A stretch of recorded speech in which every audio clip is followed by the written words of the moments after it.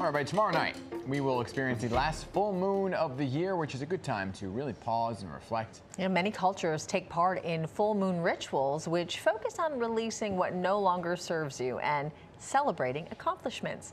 Nidya Pandya is a certified Ayurvedic practitioner and author of Your Body Already Knows, and she's joining us this morning to discuss the benefits of the full moon. So good morning, Nidhi. Great to have you here. Good morning. Great to be here. So this full moon is called the cold moon. Why is that? And really, how does it affect us? Is it a physical thing, emotional, mental? Yeah. And people don't think about the moon, but this cold moon is the last moon before the winter solstice. Now, two things happen after the winter solstice. One, days start to get longer again, nights get shorter, and the winter really sets in. Okay. What this means that this is the longest full moon night of the year. Now, why is that important? It is important because just as the moon has a gravitational pull on the earth affecting the tides, the moon can actually stimulate all fluids in our body, emotional and physiological. The pituitary gland, which controls every neurotransmitter, adrenaline, cortisol, dopamine in the body, is highly sensitive during this night. So basically what's going in your body, what's flowing in your body, how your mind, your gut, your sleep, and your intuition are, they can all be heightened during this full moon. Yeah, you said it's really a time of reflection and that your intuition could be heightened. How do you know that? What does that mean? Yeah, and it's not actually a time of reflection because people can get very, very critical. And you know, in the modern day, we've made this really a time of, but it's like the body is almost euphoric. You have high energy. Everything that stimulates us is really heightened that day. So it's a time more for celebration of what you achieved. It's for gratitude. Yeah. And after that has happened, there's a natural reflection that happens in the next 14 days till you hit the new moon. But this is the time that you really want to take and channelize all of those fluids that are flowing in your body to meeting your community, celebrating something, giving gratitude. If you let it be, all of that, which can overstimulate you, that can now overwhelm you and make you restless. So you want to channelize all your energy and give gratitude before you move on. And there's also physical rituals which can help you with your physical health. So is it a good time to start something new, like a project, or?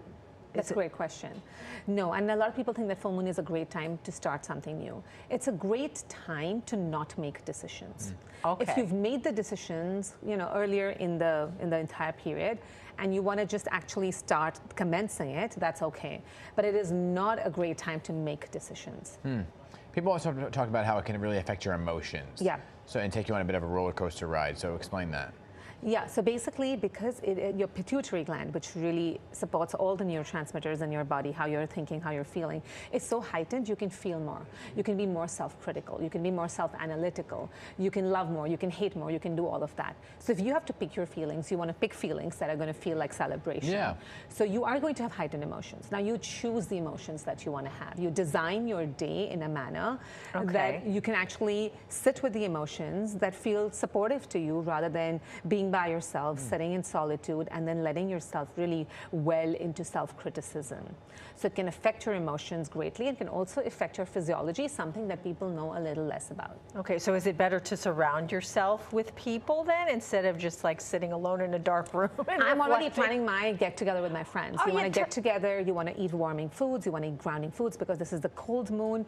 You want to eat rice, sesame, nuts, root vegetables. You want to talk about what was good in the year for you. You want to give gratitude. You also want to talk about what you're going to let go. Because if there is a night where you can easily forgive and forget, it's this. The minute you celebrate and that feels more heightened, anything that you didn't want happening in the year feels more diluted. So it's a great year to let all of that go and to move on with this positive attitude, really getting set for 2026 or whatever that next year is. I love that. So you spend time with your friends, your family? That's Friends, one of the family, rituals children. you do? And men really need to be pulled in because men actually get more affected by the full moon than women. Dan? Oh yeah, I'll be a ball of tears. I'm telling you, if you're Why wearing a why boob, men?